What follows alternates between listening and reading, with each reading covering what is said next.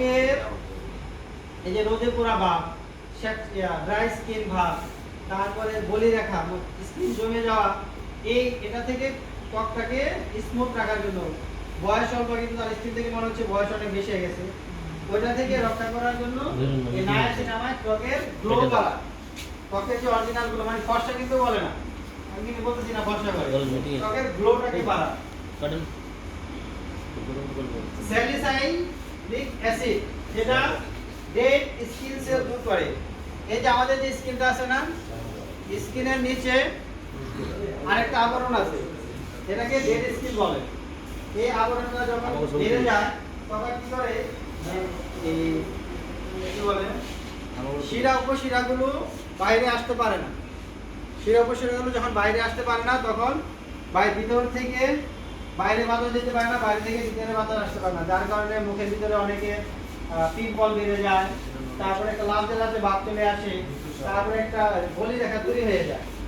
তো ওই জিনিসটাকে, ওই ডেড স্কিনটাকে ঠিক করার জন্য, আর আমরা সারাদিন যে দৌড়াদৌড়ি করি, বাইরে যাই আসা করি, তো ত্বকের উপরে যে প্রেশারটা করে সেই প্রেশারটাকে দূর করার জন্য আমাদের মূলত এই যে ডেড স্কিন সেটা দূর করার জন্য স্যালিসাইলিক অ্যাসিড কাজ করে। এই দুইটা উপাদান একটু মুখস্থ রাখা। এটা হচ্ছে নায়াসিনামাইড। কি? নায়াসিনামাইড। কি? নায়াসিনামাইড। সবাই বলি নায়াসিনামাইড। নায়াসিনামাইড কি করে? স্যালিসাইলিক অ্যাসিড দূর করে। ডেড স্কিন দূর করে। কি? ডেড স্কিন দূর করে। তাহলে আমার এখানে মূল উপাদান দুইটা কি কি? নায়াসিনামাইড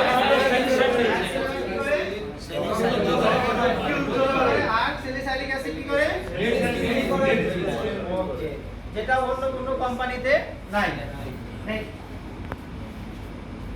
আর অ্যালোভেরা কাজটা গেলে তো আমরা জানি না।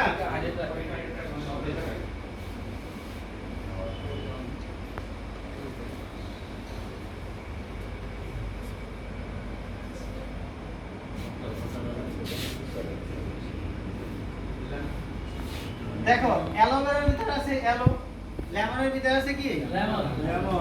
লেবু নির্যাস, আর ওই যে স্যালিসাইলিক অ্যাসিড আর একটা আছে নায়াসিনামাইড, সেম। ঠিক আছে।